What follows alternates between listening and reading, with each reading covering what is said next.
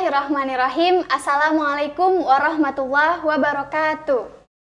Kembali lagi di pengajian Kamis Manis yang insya Allah akan tayang di channel YouTube Glora TV di setiap hari Kamis. Pengajian Kamis Manis ini diadakan oleh Majelis Taklim Nisaul Jannah Glora yang insya Allah akan mencerahkan dan mewarnai kehidupan Islam dan iman kita. Amin ya Rabbal Alamin. Pemirsa di rumah dan dimanapun berada, semoga selalu dalam keadaan sehat dan bahagia. Dan jangan lupa juga follow semua sosial media Partai Glora Indonesia dan subscribe channel YouTube ini, Glora TV. Saya Syifa Aulia yang insya Allah akan menjadi host pada pengajian kali ini yang akan memandu acara dari awal sampai akhir. Dan alhamdulillah juga sudah hadir narasumber kita yaitu Ustazah Haja Lulu Masluha Elsi. Assalamualaikum Ustazah. Waalaikumsalam warahmatullahi wabarakatuh. Alhamdulillah Ustazah diberikan kesehatan sehingga bisa hadir di sini untuk memberikan kajian. Nah, pemirsa yang di rumah, untuk tema kali ini adalah saudaramu berselisih, ayo damaikan. Langsung saja kita dengarkan kajian dari Ustazah Lulu terkait tema kali ini. Silahkan Ustazah. Terima kasih Sifa. Bismillahirrahmanirrahim. Assalamualaikum warahmatullahi wabarakatuh. Alhamdulillahirabbil alamin wa bihi nasta'in ala umurid dunya waddin. Wassalatu wassalamu ala asyrafil anbiya'i wal mursalin wa ala alihi wa sahbihi ajmain amma ba'du. Alhamdulillah hari ini kita kembali bertemu. Mudah-mudahan pertemuan ini memberikan keberkahan tersendiri buat kita. Mudah-mudahan kita selalu sehat, selalu bahagia, dan mudah-mudahan kita semua mendapat rahmat Allah. Amin amin ya robbal alamin. Tadi Sifat telah mengutarakan bahwa materi kita atau kajian kita kali ini tentang persaudaraan yang misalkan terjadi pertikaian atau persaudaraan yang mungkin terjadi pertengkaran, maka kita wajib mendamaikan.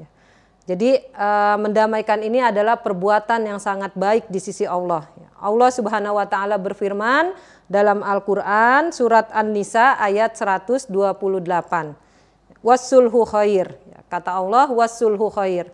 Dan perdamaian itu lebih baik. Artinya dibanding perpecahan atau mungkin saling membenci atau saling bertikai atau saling mendendam, ya, maka perdamaian itu adalah sangat baik. Artinya apa? Bahwa ketika kita marah, ketika kita benci, ketika kita dendam, yang harus ada dalam hati kita adalah bahwa Allah menyukai orang yang saling berdamai.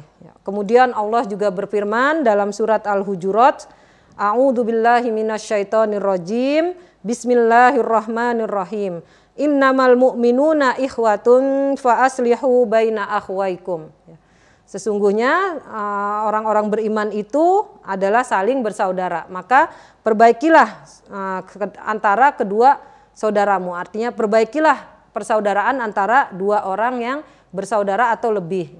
Jadi Sifat dalam hidup ini kan nggak mungkin kita nggak pernah salah paham. Atau nggak mungkin kita juga nggak pernah menyinggung seseorang. Ya. Jadi memang selalu ada salah paham, mungkin sakit hati, mungkin marah. Ya. Tetapi Allah selalu menyuruh kita untuk berdamai. Allah selalu menyuruh kita untuk saling memaafkan, ya. Karena dengan perintah ini maka kita akan berusaha untuk menjadi baik, berusaha untuk berdamai dengan siapapun yang membenci kita, ya. Berdamai dengan siapapun yang memusuhi kita, ya. Bahkan kita berusaha mendamaikan hati kita sendiri yang mungkin sedang panas, ya. Dan ini bukan tidak ada balasannya atau bukan tidak ada pahalanya. Pahalanya sangat besar di sisi Allah, ya. Rasulullah Shallallahu Alaihi Wasallam bersabda dalam sebuah hadis, ya. Aku mendengar Rasulullah Shallallahu Alaihi Wasallam bersabda, bukanlah pembohong orang yang mendamaikan orang yang bertikai. Dia melebih-lebihkan kebaikan atau berkata yang baik. Ya, jadi nggak dianggap bohong tuh Sifat ketika orang nyampein misalkan ini lagi berantem nih, dua orang lagi berantem, lagi bermusuhan.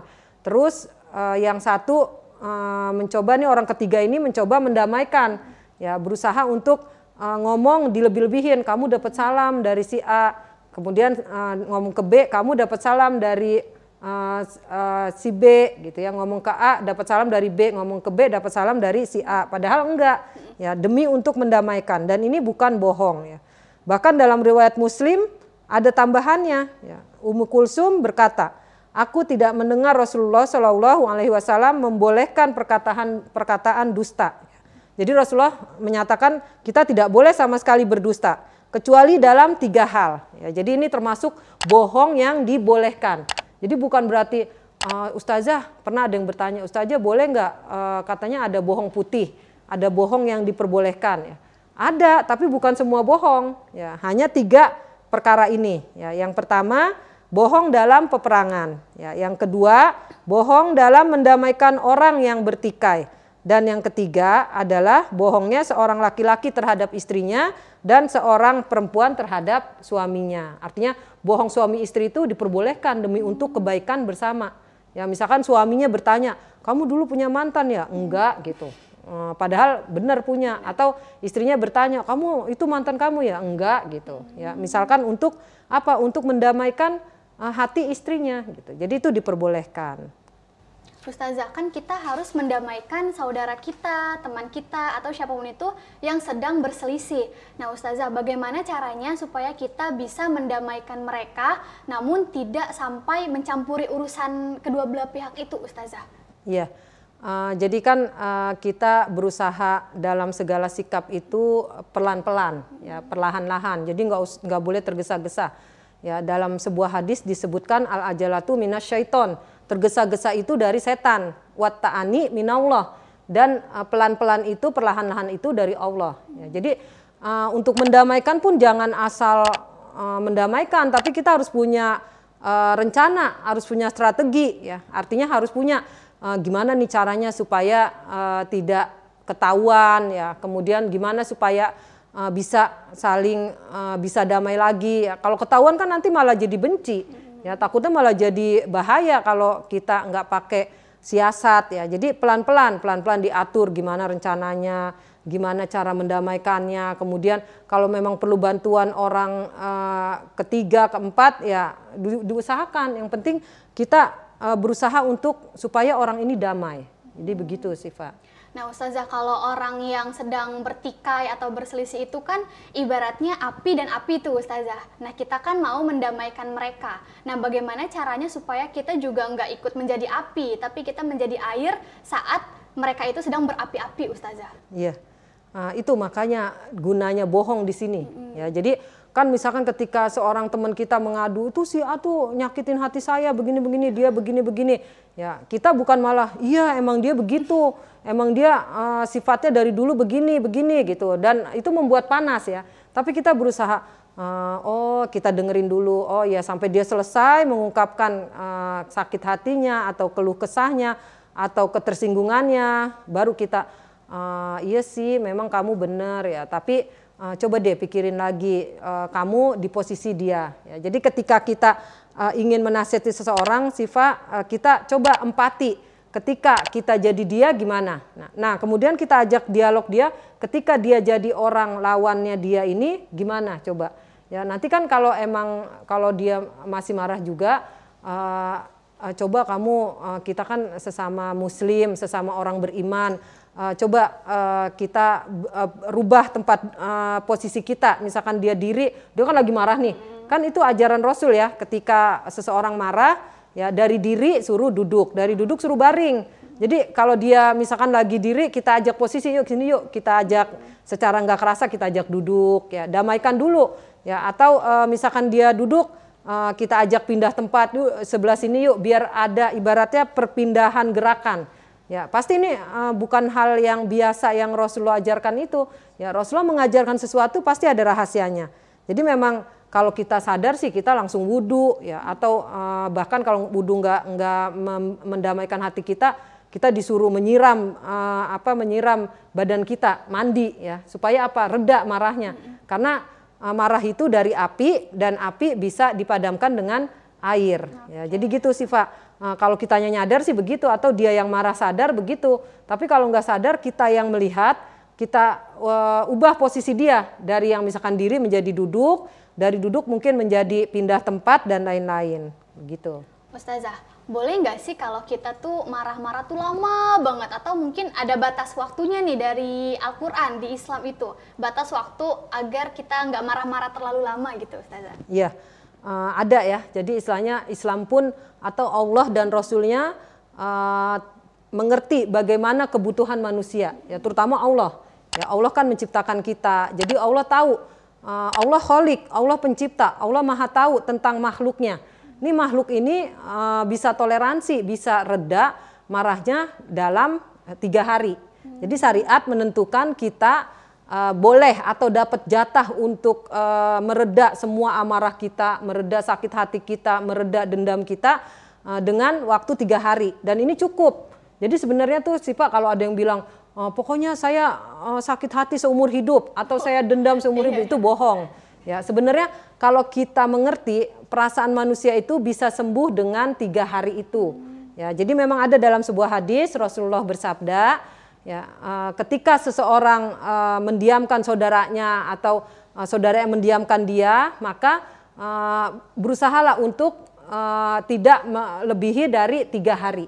Ya, jadi tidak boleh lebih dari 3 hari. Ya, dan yang paling utama adalah yang menyapa duluan dan memberi salam duluan, dia yang akan mendapat rahmat Allah. Ya, jadi nggak boleh lebih dari 3 hari. Ya, bahkan suami istri ya, kalau bisa mungkin ada masalah, ada salah paham, ya, ada ketersinggungan, itu kalau bisa 1 jam, 1 jam. Bahkan kalau bisa langsung saling memaafkan, dan itu bisa ya. Insya Allah kalau kita mau mencoba, dan ini pengalaman pribadi, bisa kalau kita mau mengalahkan hawa nafsu kita. Ya, bahkan saat itu juga kita langsung minta maaf, selesai. Tapi kalau memang belum bisa, syariat masih memberikan batas waktu, yaitu paling lama 3 hari. 3 hari atau 3 malam, nggak boleh lebih dari itu ya, nggak boleh. Karena nanti istilahnya memperturutkan hawa nafsu atau mengikuti godaan setan, akhirnya terjadi hal-hal yang tidak diinginkan ya, bahkan dimurkai oleh Allah Subhanahu wa ta'ala. Ustazah, kadang kan kita berselisih nih, cuman kita itu udah sadar nih Ustazah mau baikan, tapi mungkin karena manusia ya Ustazah ya, gengsinya gede banget gitu. Jadi kita nggak mau nih Ustazah minta maaf duluan, tapi kita sadar, aduh udah kelamaan nih, aduh aku udah adem nih, tapi nggak mau memulai duluan untuk meminta maaf atau gimana gitu Ustazah. Gimana biar nggak gengsi terus? Iya, jadi ini kan masalah hawa nafsu yang tadi Ustazah bilang. Ya, kalau kita nggak mengikuti syariat, melebihi dari diam-diaman itu melebihi dari 3 hari, maka akan terjadi hal-hal yang dimurkai Allah. Ya, bisa jadi kita akan bermusuhan selamanya karena rasa gengsi itu akan membuat hijab, ya, akan membuat tabir, akan membuat amarah ya, sehingga nanti yang tadinya nggak sungguh-sungguhan atau udah reda pengen baikan, tapi karena nggak mengikuti syariat yang 3 hari harus bertegur sapa, akhirnya kita keterusan, ya bisa seminggu jadi terbiasa, bisa 2 minggu, bisa sebulan, 2 bulan, ya bahkan mungkin sampai istilahnya terjadi jurang yang dalam antara 2 orang ini. Ya bahkan Syifa, Ustazah pernah baca ya di sebuah makalah ya, bahwa jangan sampai kita apalagi suami istri itu saling berteriak ngomongnya atau saling keras-kerasan dalam bicara, karena itu akan mengeraskan hati kita ya. Dan kalau hati kita keras ya bisa jadi nanti kita nggak akan bisa kembali ke titik awal kita. Jadi kalau kita udah keras terus nggak segera kembali kepada Allah ya, kembali kepada sabda Rasul, maka bisa jadi kita akan terbiasa dan itu akan menjadi jurang dan kita nggak bisa kembali lagi.